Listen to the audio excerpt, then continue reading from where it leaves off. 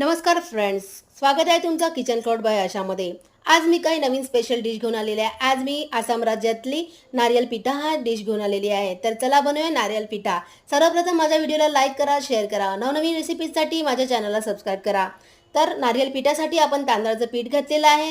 याच्यामध्ये ओल्या नारळाचा किसचा वापर करायचा आहे। तर याच्यामध्ये ओल्या नारळाचा किस घातलेला आहे, चवीप्रमाणे साखर आणि चवीप्रमाणे मीठ घातलेलं आहे। हे मिश्रण आपल्याला अलगद हाताने मिक्स करून घ्यायचं आहे।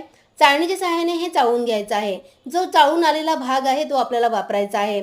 तर चाळून आलेला हा भाग असा दिसतो आहे। याला आपल्याला मुठीने बांधून पाहायचं की ही मुठी बनत आहे की नाही। तर वाटीला थोडंसं तेल किंवा तूप लावून घ्यायचं आहे। हे मिश्रण त्याच्यावर टाकायचं आहे।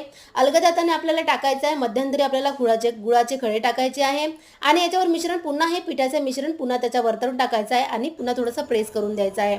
इकडे आपल्याला स्टीलच्या गंजामध्ये आपल्याला पाणी उकळायला ठेवायचे आहे। त्याच्यावर चाळणी ठेवायची आहे। चाळणीवर सुती कापड ठेवायचं आहे आणि ही वाटी जे मिश्रण भरले होते ते उलटं करून त्याच्यावर ठेवायचं आहे आणि आपल्याला 10-15 त्याच्यावर पुन्हा एक झाकण ठेवायचं आहे आणि हे आपल्याला 10-15 मिनिटे स्टीम होऊ द्यायचं आहे। तर रेडी आहे नारियल पिठा।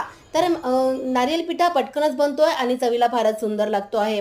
तर उद्या मी काय घेऊन येत आहे नवीन स्पेशल डिश गेस करा मित्रांनो। तर माझ्या व्हिडिओची वाट बघा आणि माझ्या व्हिडिओला लाईक करा। थँक्यू।